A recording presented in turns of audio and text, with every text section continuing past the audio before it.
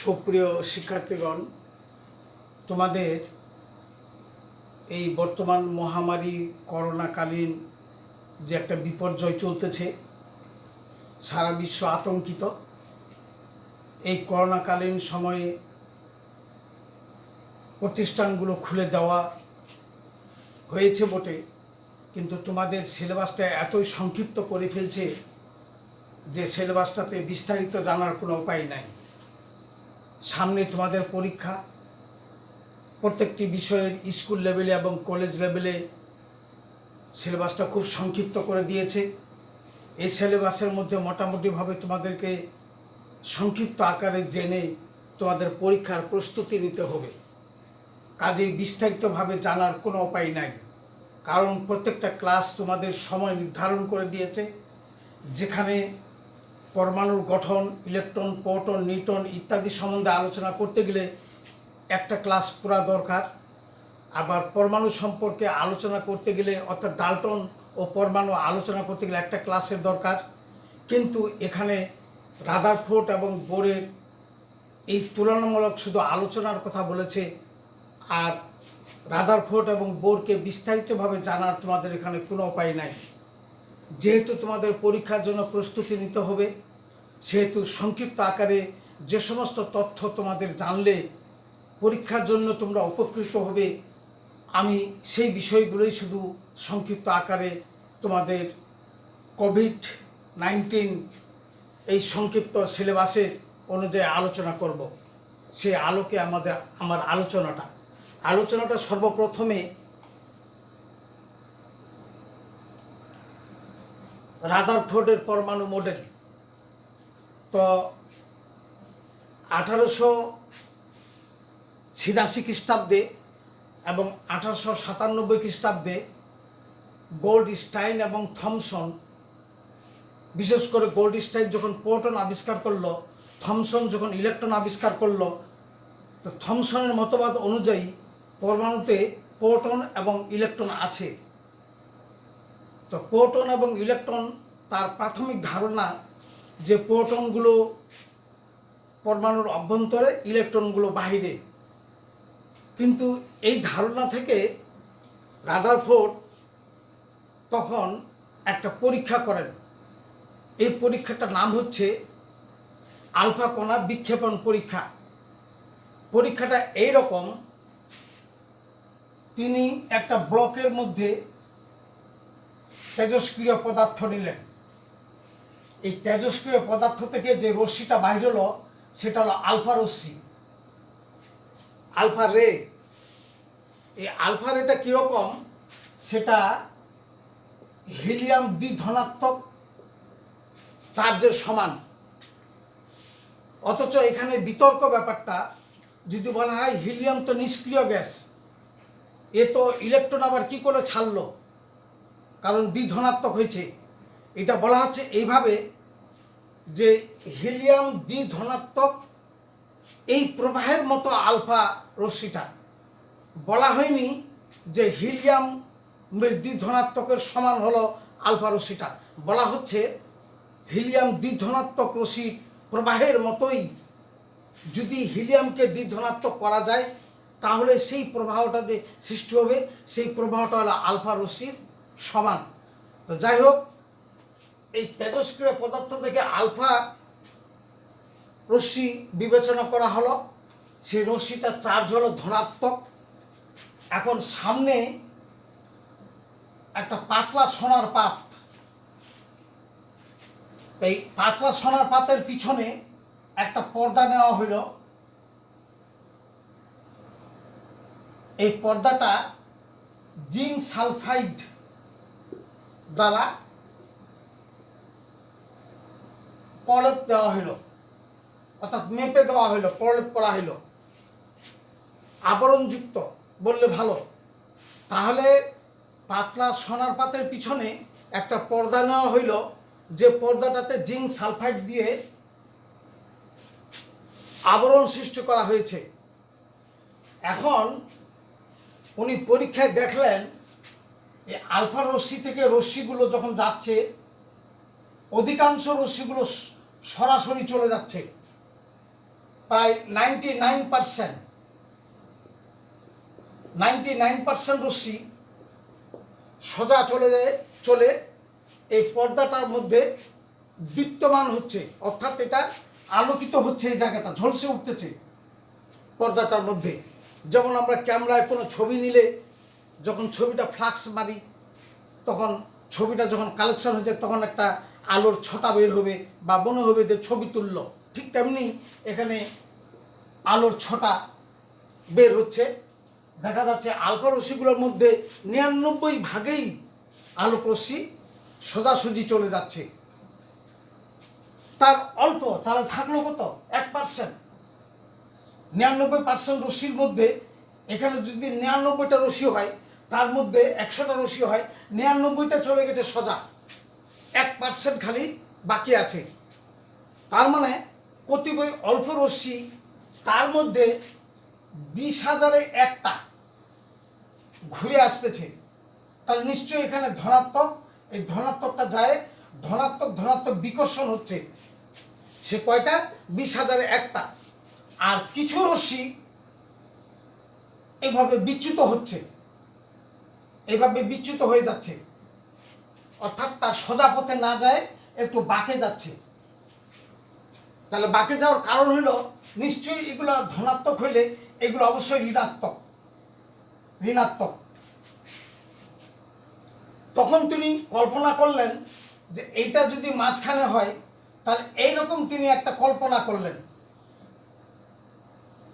তাহলে এই যে মাঝখানে জিনিসটা, এটার নাম দিলেন উনি নিউক্লিয়াস, অর্থাৎ পরমাণুর কেন্দ্রে নিউক্লিয়াস আছে। এবং নিউক্লিয়াসে কি চার্জিত বস্তু আছে? ধনাত্মক চার্জিত বস্তু আছে। এবং নিউক্লিয়াসের বাইরে যেখানে বিচ্যুত হচ্ছে যে জায়গাটা থেকে, এটা নিশ্চয়ই কোনো ঋণাত্মক রশ্মি, অর্থাৎ সেগুলো হলো ইলেকট্রন। কারণ তার আগে আবিষ্কার করছিল ইলেকট্রনগুলো ঋণাত্মক আর প্রোটনগুলো ধনাত্মক, এটা আগে আবিষ্কার করা হয়েছিল। তখন দেখলো যে কেউ হয়তো বলতে পারে যে প্রোটনগুলো বাইরে আছে, ইলেকট্রনগুলো ভিতর আছে। রাদারফোর্ড বললো না, ওই ধনাত্মকগুলো আছে মাঝখানে, ধনাত্মকগুলো নিয়ে যেটা অংশ সেটা হলো নিউক্লিয়াস। এবং মজার ব্যাপার, সম্পূর্ণ পরমাণুটার সম্পূর্ণ ধর্মটা এই নিউক্লিয়াসের মধ্যে আবদ্ধ হয়ে আছে, কেন্দ্রীভূত। মানে all energy of the nucleus concentrate at the centre, that is called nucleus. তাহলে নিউক্লিয়াসের মধ্যে প্রোটন আছে, অর্থাৎ ধনাত্মক রশ্মি আছে, আর নিউক্লিয়াসের বাইরে ইলেকট্রনগুলো বাইরে অনবরত ঘূর্ণয়নরত। তো উনি এই আবিষ্কারটা যে পর্যবেক্ষণ যেটা করছিল, দেখছিল যেটা, সেটা হলো যে 99% রশ্মি সোজা পথে চলে গেছে, আর মাত্র 20,000-এ একটি রশ্মি উৎসের দিকে ফিরে গেছে, এই দিকে ফিরে গেছে, এই দিকে উৎসর দিকে ফিরে আসছে। আর কিছু পরিমাণ রশ্মি, অল্প পরিমাণ রশ্মি, তার গমন পথে কিছুটা রাস্তার পরিবর্তন ঘটেছে। এই তিনটা ছিল তার অবজারভেশন, মানে পর্যবেক্ষণ। তারপর উনি সিদ্ধান্ত নিলেন উনি যে নিশ্চয়ই পরমাণুর কেন্দ্রে যে অংশটা আছে সেটা নাম হলো নিউক্লিয়াস, এবং নিউক্লিয়াসের বাইরে ইলেকট্রনগুলো সবসময় আবর্তনশীল, এটা তার সিদ্ধান্ত। এবং উনি আরও সিদ্ধান্ত দিলেন নিউক্লিয়াস এবং ইলেকট্রনের মাঝে বিশাল ফাঁকা জায়গা, অর্থাৎ নিউক্লিয়াসের তুলনায় ইলেকট্রন যে জায়গাগুলোতে আছে সেটা বিরাট ফাঁকা জায়গা, অর্থাৎ ইলেকট্রন এবং প্রোটনের মাঝে বিরাট ফাঁকা জায়গা। এবং নিউক্লিয়াসটা একটা ছোট্ট অংশের মধ্যে ঘনীভূত হয়ে আছে, এবং পদার্থটার সম্পূর্ণ ধর্ম ওই নিউক্লিয়াসের মধ্যে কেন্দ্রীভূত। অতএব উনি পরমাণুর মধ্যে দুটি অংশ উনি সিদ্ধান্ত দিলেন, একটা হচ্ছে নিউক্লিয়াস, একটা হচ্ছে ইলেকট্রনের অংশ। এবং উনি বললেন যে যতগুলো ইলেকট্রন যদি এক সংখ্যক হয়, প্রোটনও ওই সংখ্যক, তাহলে শূন্য, নিরপেক্ষ। অর্থাৎ একটা পরমাণু যতগুলো প্রোটন আছে ততগুলো ইলেকট্রন আছে। এবং আরও উনি বললেন যে প্রোটনের সংখ্যাটা হলো পারমাণবিক সংখ্যা। আরও ওনার কথা হলো এই যে ইলেকট্রনগুলো যখন ঘুরতেছে তখন একটা আকর্ষণ শক্তি নিউক্লিয়াসের দিকে আছে, আর একটা আকর্ষণ শক্তি নিউক্লিয়াসের বাইরে কাজ করতেছে, স্থির বিদ্যুৎ সৃষ্টি হচ্ছে এখানে। তবে উনি বলতে পারেন নাই এটা কতক্ষণ ধরে ঘুরতেছে এবং এটা কোন সময় নিউক্লিয়াসে পড়ে যাবে, নিউক্লিয়াস থেকে ছিটকে চলে যাবে কিনা, অর্থাৎ ম্যাক্সওয়েলের যে তরঙ্গ তথ্য এটা সম্বন্ধে কিছু উনি বলতে পারেন নাই। তাছাড়া ইনি রাদারফোর্ড এই পরমাণু মডেলটাকে সৌরজগতের সঙ্গে তুলনা করছিল, কিন্তু পরবর্তীতে ওনার ত্রুটি পাওয়া গেল, ওনার ভুল ধরল, সীমাবদ্ধতা, যে সৌরজগতের গ্রহ উপগ্রহগুলো তো ধনাত্মক ঋণাত্মক না। উনি বলছিল সূর্য যেরকম সূর্যের চারিদিকে গ্রহগুলো ঘুরে, এই সূর্যটাকে উনি নিউক্লিয়াসের সঙ্গে তুলনা করছিল, কিন্তু পরবর্তীতে ওনার ভুল ধরল যে না, গ্রহ এবং সূর্য এই যে ইত্যাদিগুলো ধনাত্মক ঋণাত্মক না, সুতরাং এটার সঙ্গে তুলনা করা তার ঠিক হয়নি।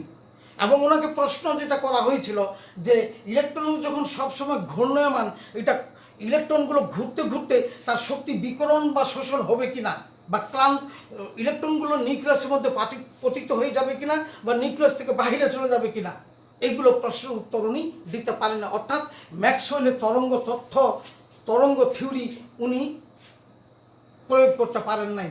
ওনার সবচেয়ে সাফল্য উনি নিউক্লিয়াস আবিষ্কার করছিল এবং উনি বলছিল যে পরমাণুগুলো স্বাভাবিক অবস্থায় চার্জহীন, অর্থাৎ যতগুলো প্রোটন ততগুলো ইলেকট্রন আছে এবং ইলেকট্রনগুলো বাইরে অনবরত ঘূর্ণায়নরত। তো এই ঘূর্ণায়নরতটা নিউক্লিয়াসের দিকে আছে না বাইরে আছে, কোনখানে কীরকম ঘনত্ব, এটা সম্বন্ধে উনি বলতে পারেন নাই। উনি খালি বলছেন ইলেকট্রনগুলো নিউক্লিয়াসের বাইরে অনবরত ঘূর্ণায়নরত, এবং উনি বলছিলেন এটা গোলাকার, যেটা পরবর্তীতে এগুলো সঠিকভাবে প্রমাণিত করতে পারেন নাই উনি। ওনার সবচেয়ে আবিষ্কার হইল উনি নিউক্লিয়াস আবিষ্কার করছিল। এই হলো রাদারফোর্ডের পরমাণু মডেল, এবং এটাকে বলা হয় রাদারফোর্ডের পরমাণু গঠন সম্পর্কে যে মডেল দিয়েছেন এটা হলো রাদারফোর্ডের পরমাণু মডেল। তাহলে যদি পরমাণু মডেলে যদি বলা হয় কি কি যন্ত্রপাতি লাগবে, কি উপকরণ লাগবে, পাতলা সোনার পাত এবং তেজস্ক্রিয় একটা পদার্থ, আর ওই পাতলা সোনার পাতের পিছনে একটা পর্দাটাতে জিঙ্ক সালফেট দ্বারা প্রলেপ হবে। এখন ওই আলফা রশ্মিগুলো পাতলা সোনার পাতে বিক্ষেপণ করলে অধিকাংশ রশ্মি, প্রায় 99% রশ্মি সোজা পথে চলে যাবে। প্রমাণ কীভাবে পাওয়া যাবে? যে পর্দাতে ঝলসে উঠবে, আর 20,000 একটি রশ্মি আবার উৎসের দিকে ফেরত হয়ে চলে যাবে, আর কিছু পরিমাণ রশ্মি আবার তার গমন পথ থেকে রাস্তা বেঁকে যাবে। এগুলো হলো দেখার বিষয়, তার পর্যবেক্ষণ। সিদ্ধান্ত নিয়েছিল যে পরমাণুর কেন্দ্রে আছে নিউক্লিয়াস এবং সেখানে ধনাত্মক অংশটা কেন্দ্রীভূত আছে। নিউক্লিয়াস এবং ইলেকট্রনের মধ্যে বিশাল ফাঁকা জায়গা, অর্থাৎ উনি পরমাণুটাকে দুটি অংশে বিভক্ত করছিলেন, একটা নিউক্লিয়াস, একটা ইলেকট্রন। নিউক্লিয়াসে থাকবে ধনাত্মক, ইলেকট্রনগুলো বাইরে ঘূর্ণায়নরত।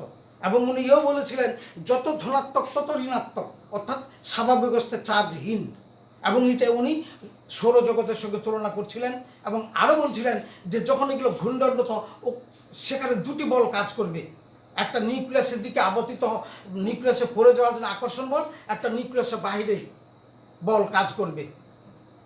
কিন্তু এগুলো কতক্ষণ ধরে ঘুরবে, শক্তি বিকরণ হবে কিনা, শোষণ হবে কিনা, এ সম্পর্কে উনি কিছু বলতে পারেন নাই, এবং সৌরজগতের সঙ্গে ওনার তুলনা করাটা সঠিক হয় নাই। মূলত ওনার ক্রেডিট হল উনি নিউক্লিয়াস আবিষ্কার করেছিল।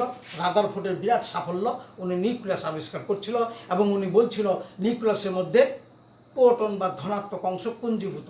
এই হলো রাদারফোর্ডের পরমাণু মডেল সম্পর্কে সংক্ষিপ্ত আলোচনা। তোমাদের কোভিড-19 এই সংক্ষিপ্ত সিলেবাসে এই কয়টি তথ্য মনে রাখলেই তোমাদের যথেষ্ট, কারণ তোমাদের এখানে শুধু বলা হয়েছে রাদারফোর্ড এবং বোরের সঙ্গে তুলনামূলক আলোচনা। এর পরবর্তীতে আমি বোর সম্পর্কে আলোচনা করব। তোমাদের সকলকে ধন্যবাদ।